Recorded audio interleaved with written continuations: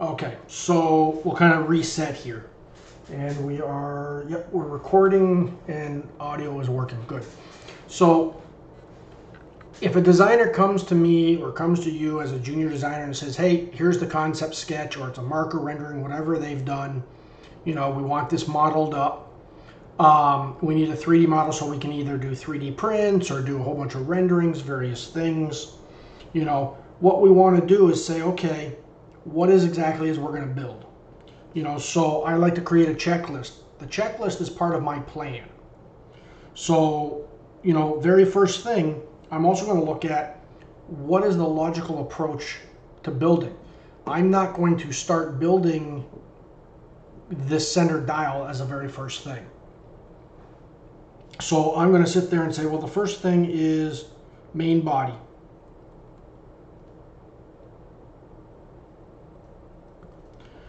And, yeah, there we go, I got on a new layer.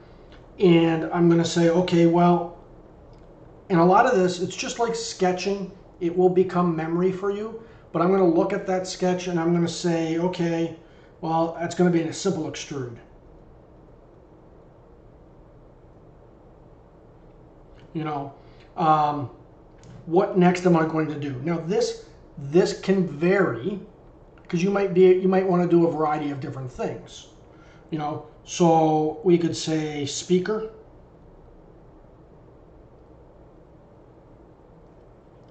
And I'm going to look at that and I'm going to say, you know, it's a radial hole pattern.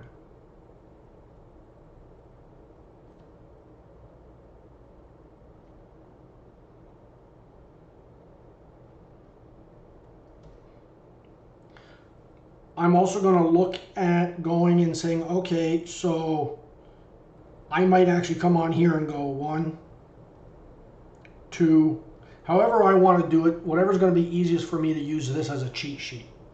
You know, I'm going to probably look and say, well, what's the next thing I want to do is I'm going to do the components on the lower half. So I'm going to call this a slide bar.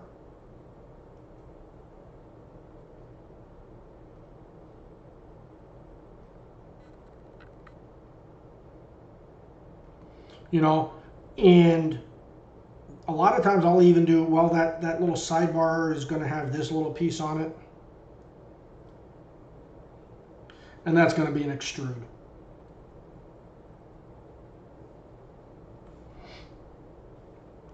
We'll do the cutout.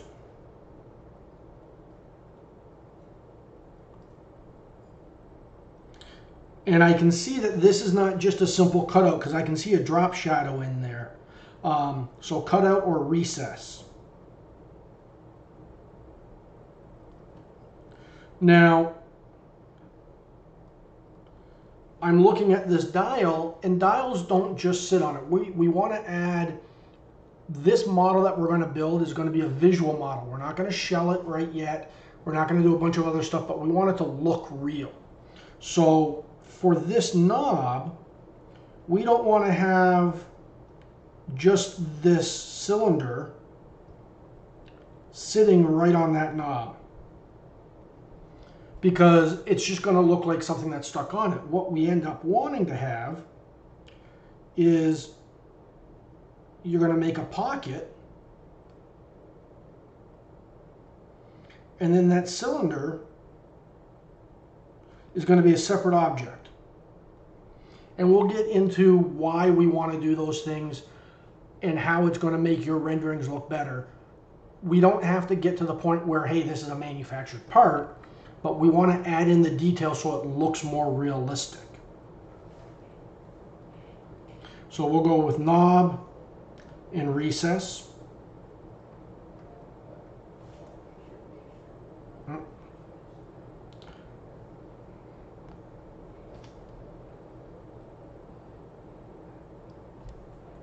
There we go.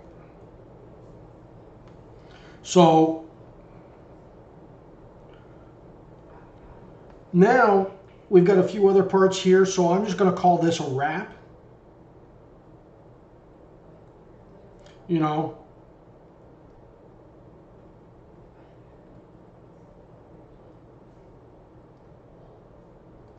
And you can even get as basic as, well, what is this? That's a cylinder.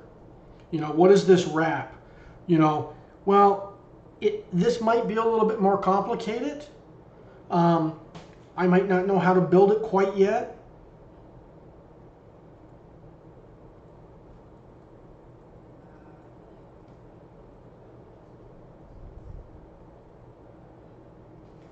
So I'm just going to make that note. So again, as I'm looking at this, I can plan accordingly.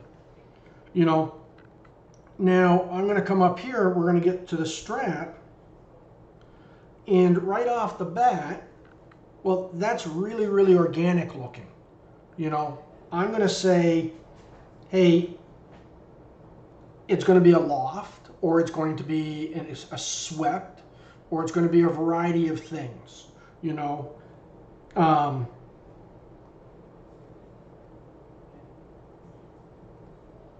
But it could be something that's going to take me a little bit of time to get to look right, or to make it look realistic. I could do a very simple one that doesn't look very good, you know. I could also do that as an extrude, but it's not going to have that same organic look to it. So I might want to say how to build. Yes, Nicholas. If you were to send this off to a man of that, I'm sorry, say that again. I'm going to type it. I'm going to type my question. Oh, okay, go ahead.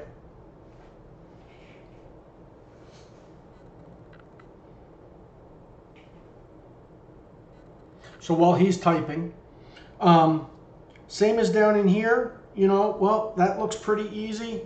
We're going to do that. If we zoom in, stop it. Stop it.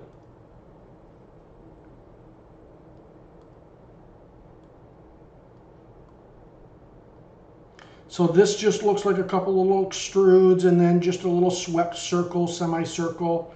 So that's pretty easy.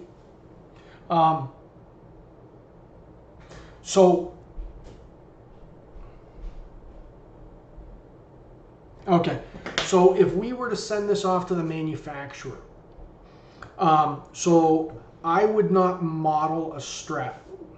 What we would do for leather, it would be a simple, we would have a 2D drawing.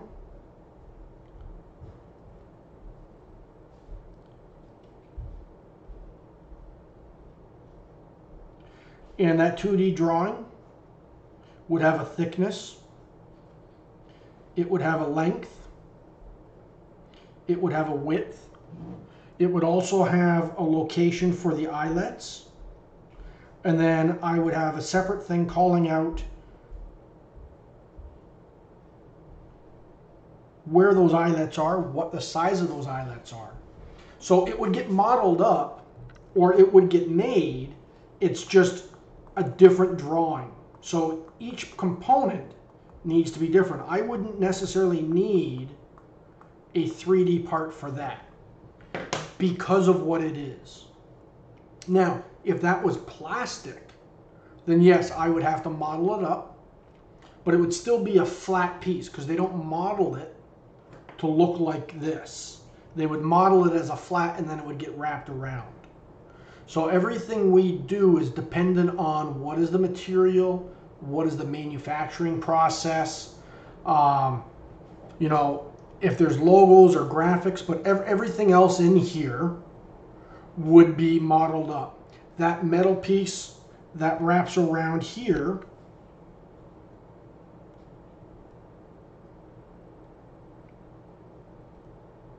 which is probably a sheet metal piece, would then be as a flat blank. So we can kind of go through some of that stuff later on. Does that help to answer your question, Nicholas?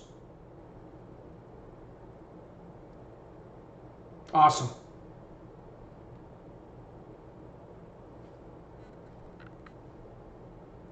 So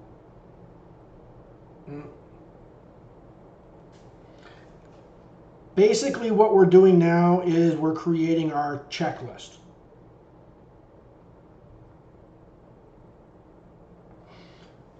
Then what is our order of operation? So I kind of created an order of operation as I went, as I kind of looked at it. I almost do it as second nature. So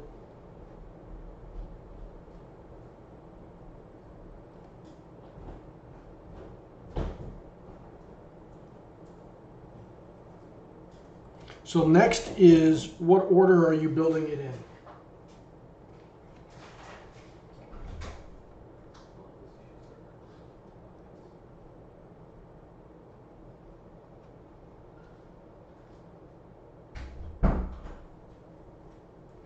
Now, you might get this wrong, or later on you're going to learn, oh, I should have done this first and then I should have done that. Or, hey, if I move this here and I move that. So it can be trial and error. If I was to look at this, I would usually start with, like, what are the main components? Everything attaches to this body. So everything I'm going to do is centerized around that body. That is the most important thing. Everything is built off of that. All the locations are defined by things of that nature. So for that, that's why I'm going to say, okay, hey, that's going to be the first thing I build. Everything else is subjective. To a point. I think we can agree that if we're going to model this up to show it, we wouldn't model up the leather strap first and then model up this component down here, because it's in order of what comes first, what comes next. Same as if we look at these components in here. You know, we kind of need to do our cutouts first and then build that around it. Are we kind of seeing the logic that I'm kind of walking through in my head when I do this? Okay, so let's talk a little bit about what is the value of creating this list? What do you guys think is the value of having something like this at the start of your build? Yeah, Jada. Can you hear me? Yep. Cool. So if you like run into a problem, you'd be able to backtrack and maybe find out like how to fix it in a different way, maybe. Mm-hmm. Okay. You would know where to start because you would start with the largest objects first, usually.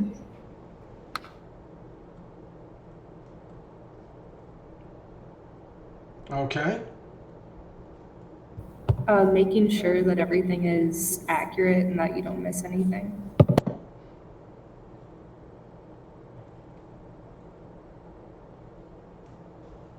Okay.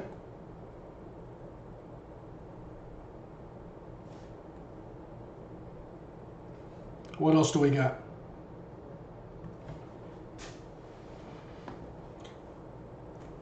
So a couple things.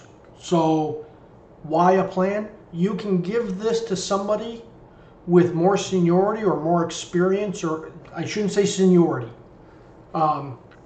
You'll learn a individual who has 10 years of experience doesn't make them better than someone with 3 years of experience. Okay, so judge people by their abilities and their knowledge, not their age. But review and approval. If you come to me and say, Chevis, this is my plan, you know, can you take a look at it and see if there's anything that doesn't jive? I can look at it and say, oh, okay, well, hey, you might want to consider this or you might want to consider that. Or I might be able to quickly say, oh, do not do this because XYZ. You'll want to do this first. So it gives somebody else a chance to look at it and to give you feedback. It also if you get stuck or if you get lost, you know, you can go back and reference it and say, well, where did it go wrong? What do I need to change? It's also, you know, if someone comes to you and we talked about tracking, hey, how much more time do you have to do on this, Will? Will can sit there and say, well, I've still got to do this, and this. You know, but I've finished all these things. Oh, awesome. Okay, so you're on track. So it's a good thing to look at it so that you can have that in your mind. One thing I didn't put on here, I'm going to put down as number 9, radiuses. That's spelled horribly, but whatever. Another reason for having this too is there's going to be times where, hey, Duncan, I need you to get off this project. I got to give it to Nicholas because I need you over here. Well, okay, here's where my model is. Here's where I'm at. Here's where I was going with it. You know, go with it. The number of times I've seen people take over models and then go, well, I'm going to start from scratch because I don't know what they were building, or it's not how I would have built it, or, you know, and I've literally seen design firms triple bill because they keep shifting people around, and it's like, well, I spent 10 hours on it, but you started from scratch when you didn't need to. So here's the plan, you know, here's the outline. The next thing too is, how long is it going to take? Now, you're starting off. It's going to be very hard for you to guess about how long it's going to take to do something. Even at my point in my career, there are times where I think that's going to be an hour, and it ends up taking me 5. You know, because something goes wrong. But you can start building at this so that you've done this once. I come to you the next day and I say, hey, I want you to, you know, hey, you did a great job on that. I now need you to build this. Well, or 3 months later, I need you to build this. You're going to sit there and you're going to say, okay, well, wait a second. I built this. It's very similar. I could probably use the exact same approach. It might be a little bit easier. There's a few different things. This took me 5 hours. I should be able to do this in 4 to 6 hours. Now, if this took me 5 hours, why would I tell them it could take 4 to 6 hours to do the other?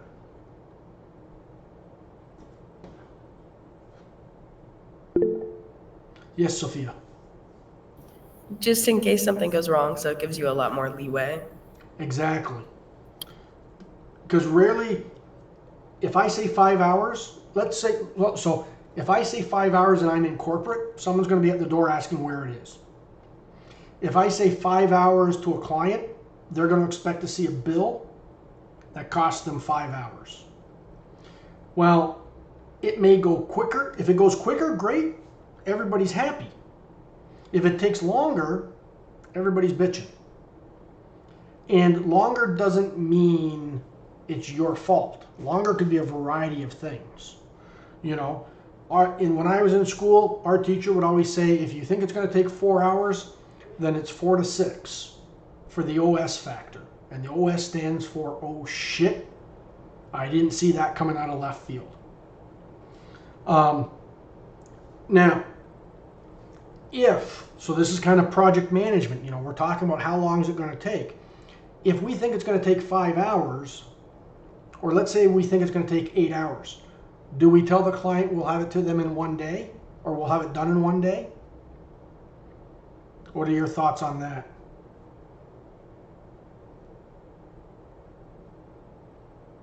Anyone? Duncan, why?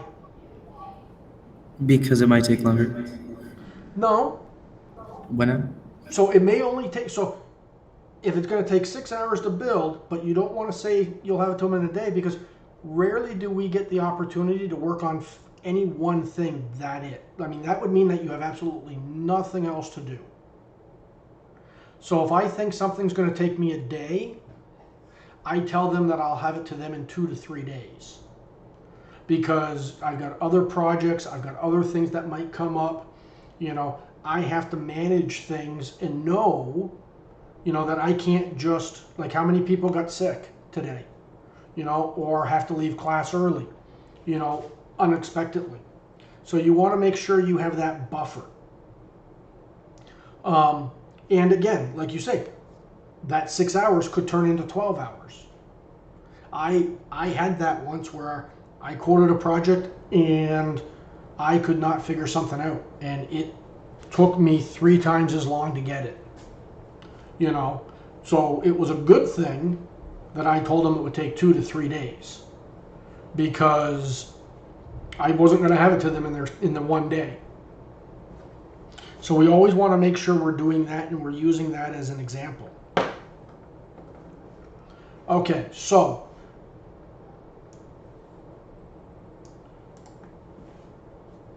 what are your thoughts? What else do you think, if we're doing a plan, excuse me, if we're doing a plan, what other things do you think you would want to have in your plan to accommodate for? Maybe techniques. Expand on that a little bit further, Carmen. What do you mean by techniques? Well, I'm not super experienced in 3D modeling, so it might be helpful to be like, oh, here I should be using extrude, or here I should be using like bevel or fillet or something like that. Okay, so alternative approaches. Awesome. Now, just so you know, you're not wrong in saying fillet, because that's how it's spelled. But fillet, the term fillet is when you cut something in half or slice something in half. The term for radiuses are fillets. Okay? So, yeah, so is it an extrude? Is it a loft? You know, I joke, but I'm serious. I'm not necessarily faster than some designers. You know, it just may be that if one way doesn't work, I might know 5 different ways where they only know 2. So they get to their second one, it doesn't work, now they're stuck trying to figure it out. Well, I'm now trying my 3rd, 4th, and 5th attempt using different tools, different commands, jumping back and forth. Okay, so one of the very first things, let's hop back over here.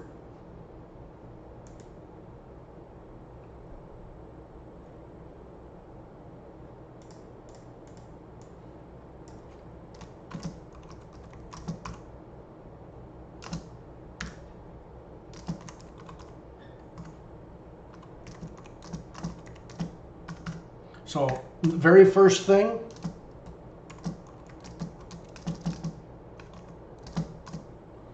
is to create a plan. That's going to be the very first thing I'm going to have you guys do, utilizing this. Okay? The next thing I'm going to do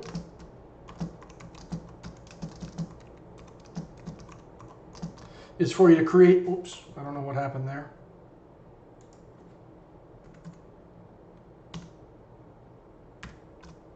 Is to create a reference sketch based off of these dimensions. And the reference sketch can be,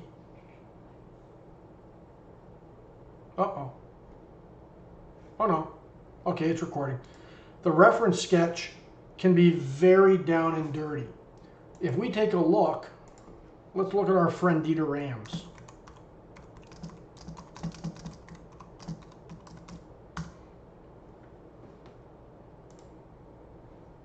Huh. That was his sketch. That became that. I always use this as an example. You don't have to be an amazing sketcher. You have to be an amazing. Chavez, we can't see this sketch. Oh, okay. Oh, you can't see the sketch? Oh, whoops. Hold on. Let me. I need to. What are you guys seeing right now? The screen that you were on before. Okay. Here we go. Let's come back here. And we're going to share.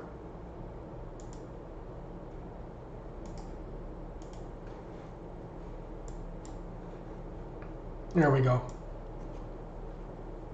Can you see the sketch now? Nope, because I'm sharing the wrong screen. Ah, too many screens. I've got way too many monitors.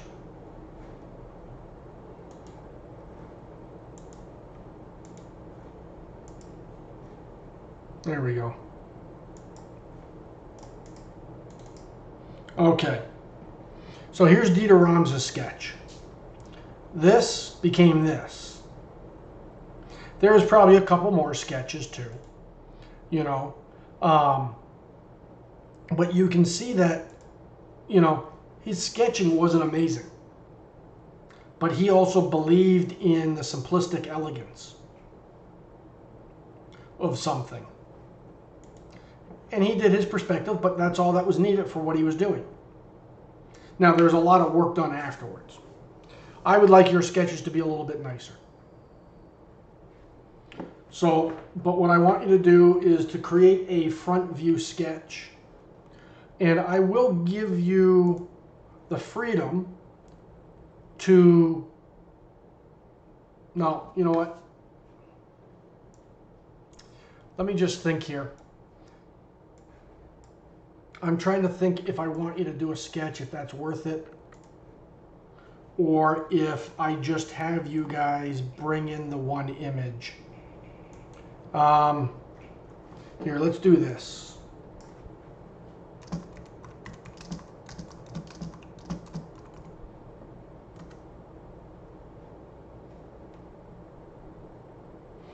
We're going to come in and go images.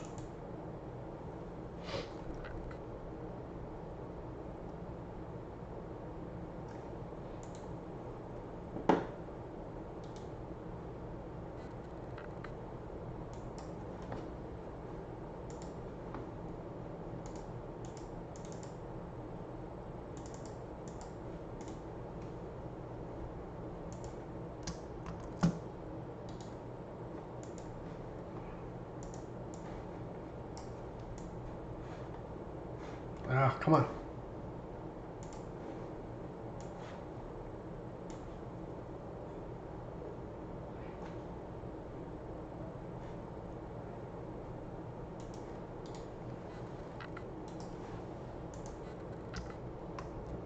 There we go.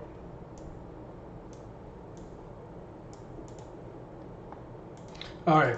So after we create the plan, we are going to set up SolidWorks.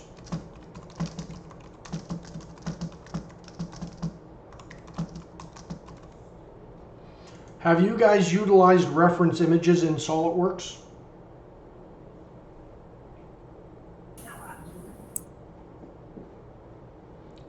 No? Okay, so we'll show you how to do that. What time we got here? Okay. So I just want to make sure these two are the same. They're kind of the same. Nope, they're not the same. Shoot.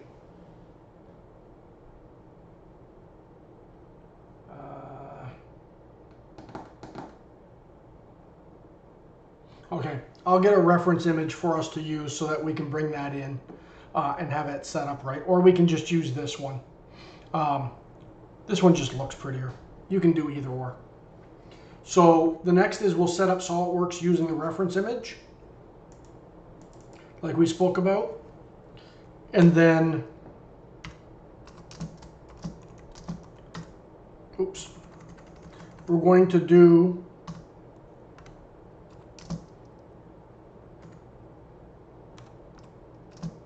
come on. create a multi-body part. And that's what I spoke about last week, wherein instead of doing an assembly, you're going to have multiple parts or multiple bodies within your 3D model. And I'll show you the advantage of that and disadvantage of that as we go.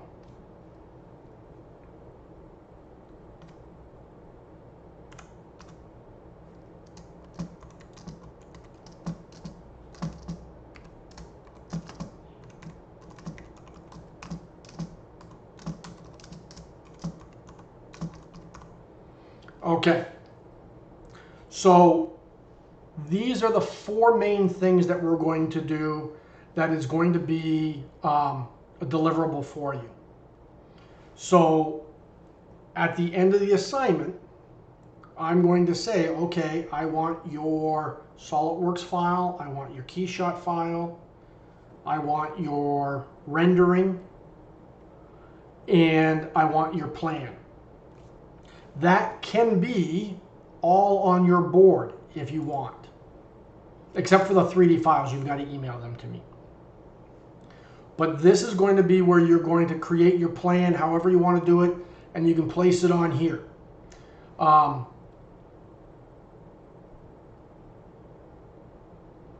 We're going to look at how things are dimensioned and drafted, and I'll be adding a few things in here as we go each week as I show you. Because I'm going to say, hey, I don't want to see a circle just floating in space. I want to see dimensions added so that we know that it's locked in. And again, we'll go through why that is good and bad in the early upfront concept development stage and where we want to lock things down and where we don't. Does that make sense?